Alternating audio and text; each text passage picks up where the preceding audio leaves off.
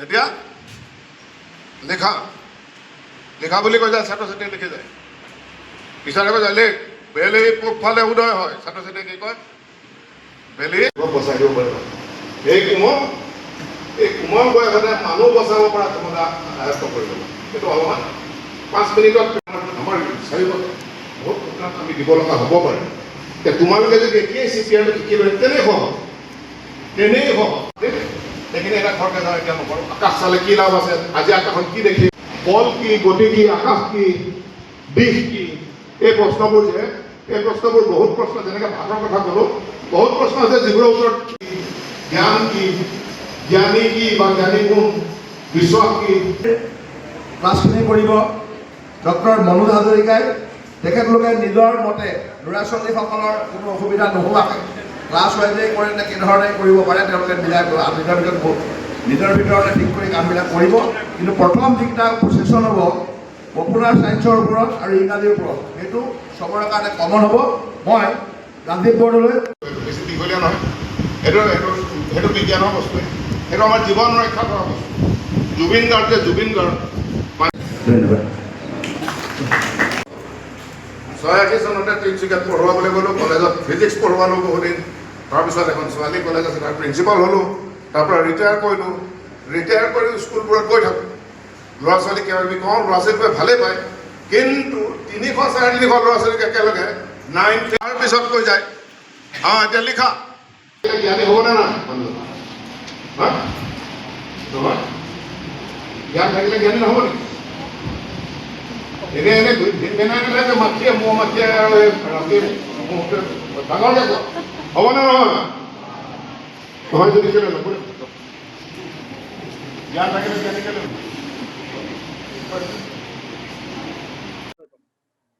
ইতিমধ্যে এই কথাটো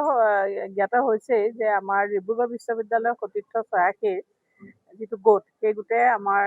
এটা শৈক্ষিক কাৰ্যসূচী হাতত লৈছে আৰু তাৰ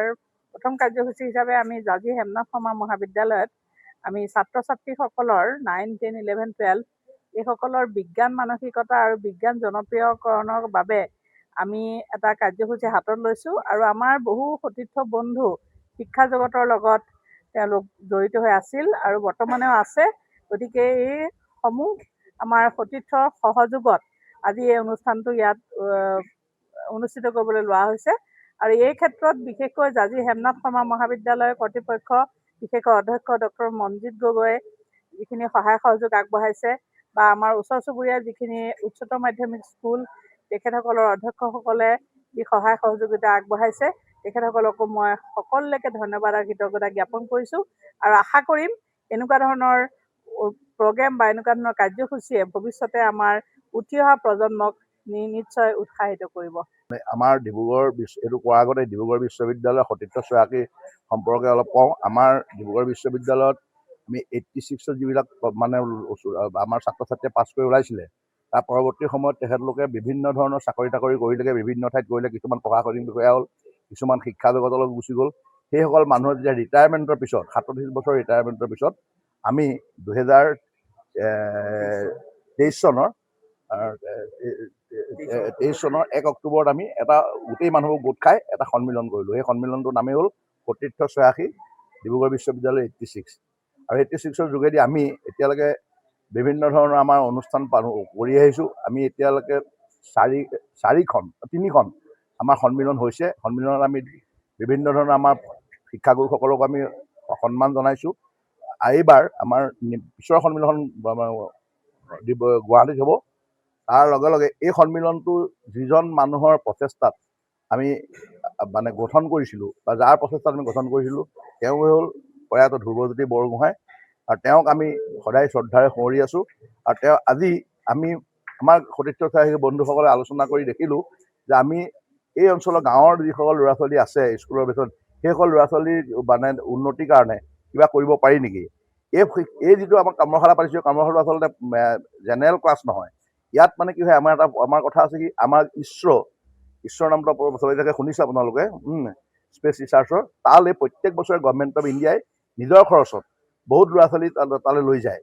আৰু লৈ যোৱা মানে আৰু সেই ল'ৰা ছোৱালীবিলাক নিয়ে অকল ৰুৰেল বেছৰ ল'ৰা ছোৱালীবিলাক নিয়ে কিন্তু আমাৰ বহুত গাঁৱৰ ল'ৰা ছোৱালীৰ কথাটো গম নাপায় নোপোৱাৰ কাৰণে কি হয় তেওঁলোকে কি পৰীক্ষা দিব লাগিব, কেনেকৈ সেইবিলাকত মানে অৱতীৰ্ণ হ'ব লাগিব এই কথা নাজানে, ভয় খায়। ইংৰাজীত মানে কেনেকৈ আমি তেওঁলোকে গৈ পেলাই আমি পৰীক্ষা দিম,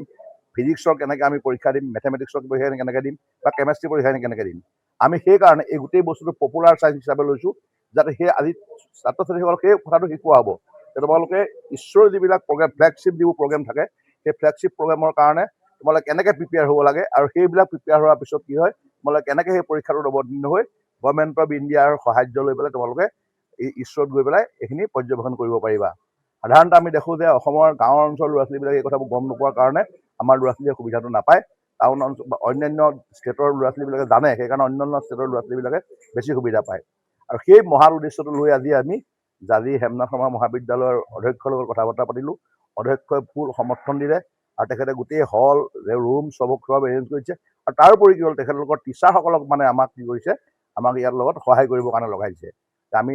জাজি হেমনাথ শৰ্মা মহাবিদ্যালয়ৰ কৰ্তৃপক্ষৰ ওচৰত সেইকাৰণে আমি কৃতজ্ঞ।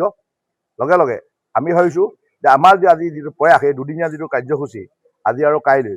এই কাৰ্যসূচী আমি অংকশাস্ত্ৰ, পদাৰ্থ বিজ্ঞান, ফিজিক্স আৰু ইংৰাজী এই 4টা বিষয়ত ল'ৰা ছোৱালীবিলাকক শিক্ষাদান কৰা হ'ব। 9, 10, 11, 12 আমি ভাবিছোঁ এই কাৰ্যসূচীটোৱে আমাৰ ল'ৰা ছোৱালীবিলাকৰ উন্নতি কৰিব। আৰু আমাৰ আজি যিটো আমি উৎসাহ দেখিছোঁ, এই উৎসাহৰ পাছত কি হয়, আমি ভাবিম যে আমি আৰু আগলৈ এনেকুৱা ধৰণৰ কাৰ্যসূচী কৰিব হাতত ল'ব পাৰিম। এইখিনি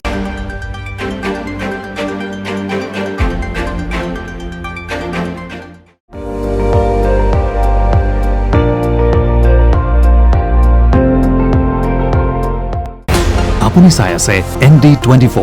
সৰ্বশ্ৰেষ্ঠ নহয় সৰ্বোত্তমৰ দৌৰ।